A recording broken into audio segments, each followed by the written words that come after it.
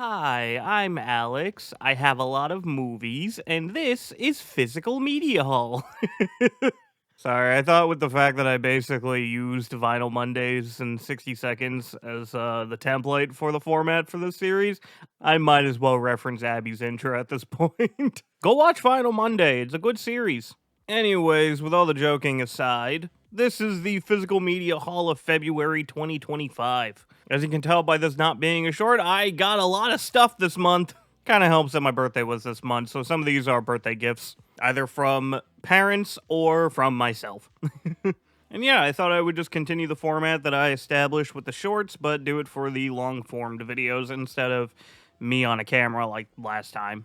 But yeah, nonetheless, let's get right into it. First off, with albums, I finally got my copy of GNX. If you've seen my YouTube post, I love it. It's great. It sounds amazing in my Chrysler.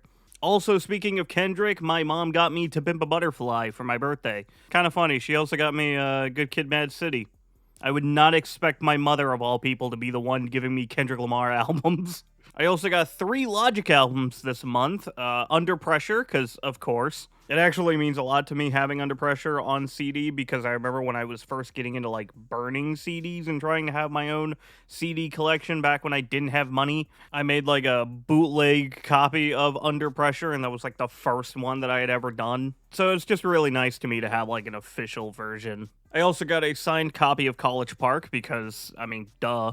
I made an entire album review about it, calling it the best Logic album since Under Pressure. Of course I want it on CD, and of course I'm gonna go for a signed copy of it. Naturally, it did kind of scare me when I got the album and the album cover wasn't signed. The signed version of the album cover is like a little photo found in the actual CD case. But again, at least it's signed.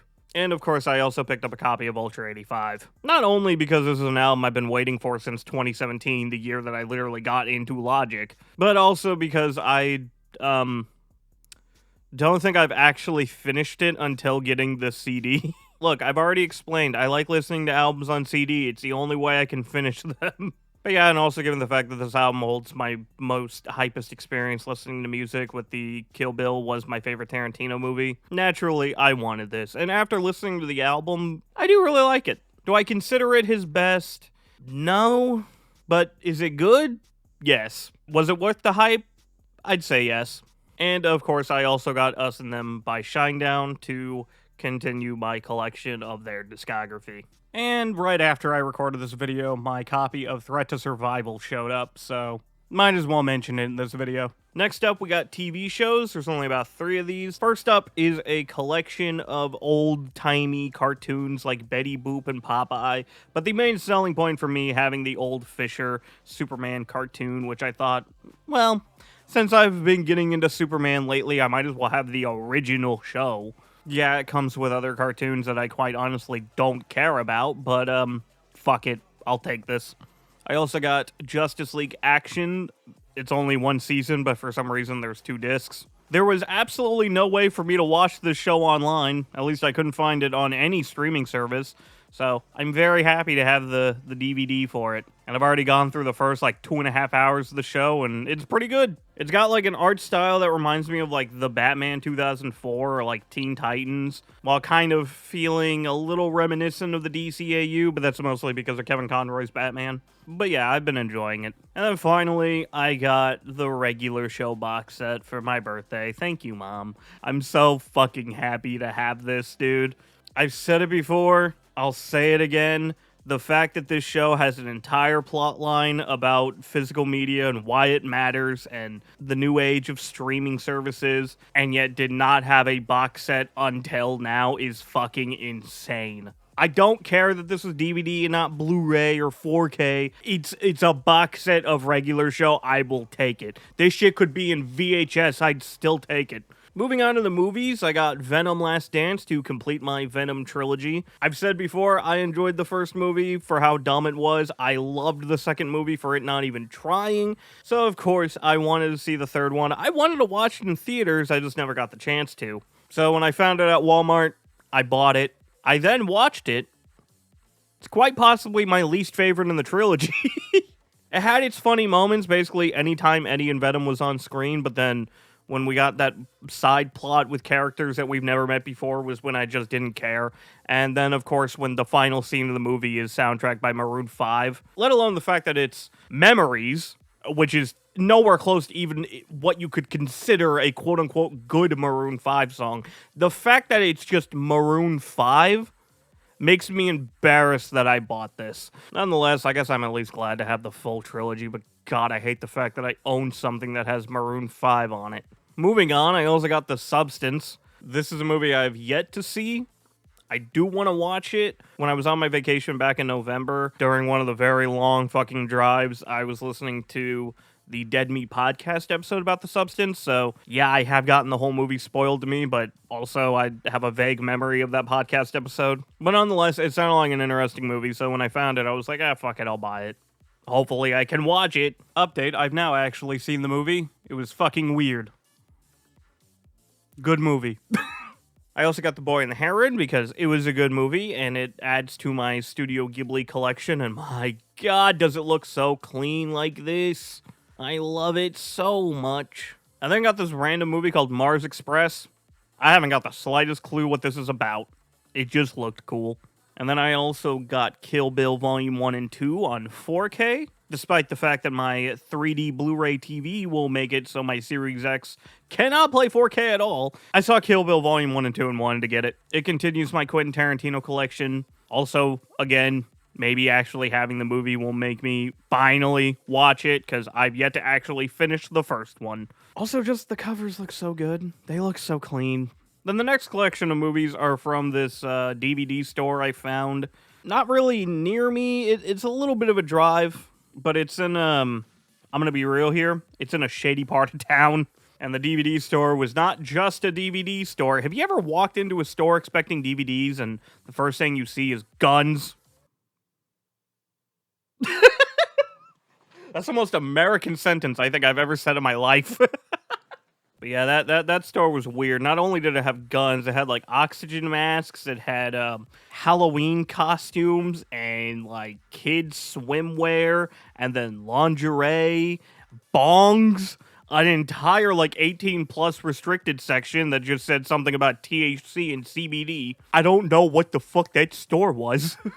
I also don't like that while I was searching for movies, some random guy came in asking about the guns, and then I heard him make a joke about shooting 2 white women. Yeah, I don't think I'm ever going to go back to that place again. But nonetheless, I did get a decent collection of movies there. Starting off, I got Anyone But You. I know that there's people that don't like this movie. Apparently, that's the common consensus. Sydney Sweeney's bad in it, that it's a horrible rom-com. I'll be real with you, I've never watched rom-coms in my life. I only saw it in the theaters just because I had just gotten the Regal app and the membership, and so I was trying to make use of it. I saw an R-rated movie. The description said it was a edgy romantic comedy, and I thought, that sounds interesting, and then I watched it. It was my first introduction to Sydney Sweeney. I thought she was good in it. I liked her in it. I liked Glenn Powell, I think is his last name. I could be wrong. That's entirely off of my memory. But I liked the movie. I thought it was fun.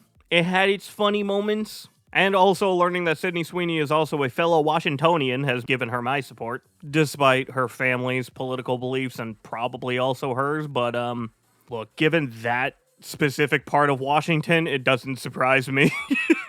I also got A Good Person. Was a little surprised to actually see this one.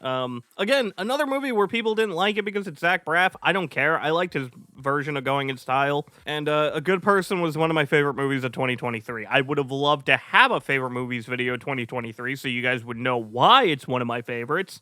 But I never made that video. Nowadays, I don't really want to get into the reasons why, but to keep it brief, its story about addiction made it relatable. Plus, also Morgan Freeman and Florence Pugh. How am I not supposed to love it? Next up is Endgame. We going 3 for 3 for movies that people apparently didn't like. Okay, saying people didn't like Endgame is a step too far, but I don't know.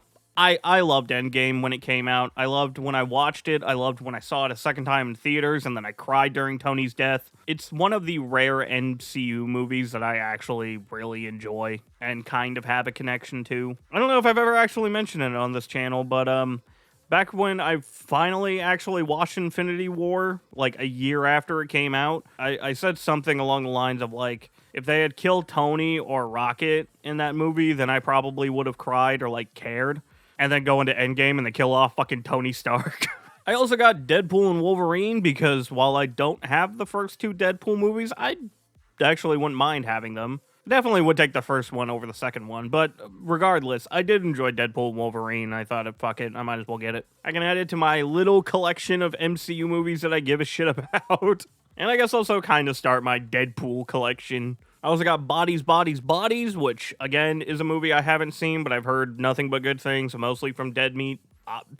I'll watch it, but the fact that it has Pete Davidson in it is making it a little difficult. I also got Malignant. This one I actually have seen. This was really good. 80s Fight Club. That's all I'm going to say. The less you know about this movie, the better. Go watch it. I also got Lisa Frankenstein because that was a movie I was interested in watching in theaters, but I never got the chance to. I think it's kind of cool that Robin Williams' daughter made a movie. I got Guillermo del Toro's Pinocchio because, quite honestly, I was a little surprised this was even available for DVD. I thought this was just like a Netflix exclusive, but I guess not. Again, another movie I wanted to see, but never got the chance to. I also got Possessor because that was a really good movie and again was not expecting to find it on DVD. I can't really remember much about this movie other than I liked it. And then last for the movies is this random Chinese or Hong Kong movie called Legend of Zoo. At least that's the English title on the cover. I know there's a different one that you could find on like Letterboxd or IMDb. I don't know it. I don't really care. I'm just going off the one that's on the box. I literally don't know anything about this movie.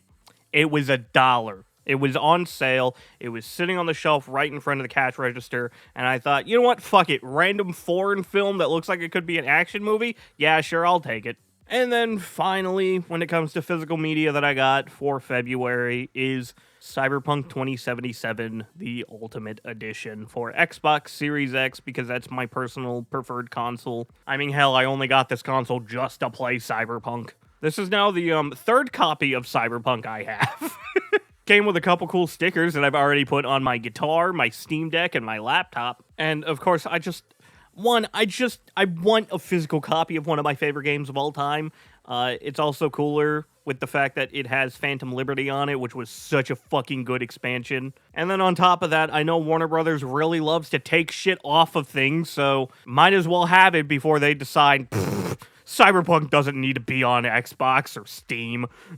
It's just all in case, and just to have it in my collection, because God, I love this game so much. And yeah, that's pretty much it for February Physical Media Haul. I don't know how this video is going to look. Anyways, goodbye.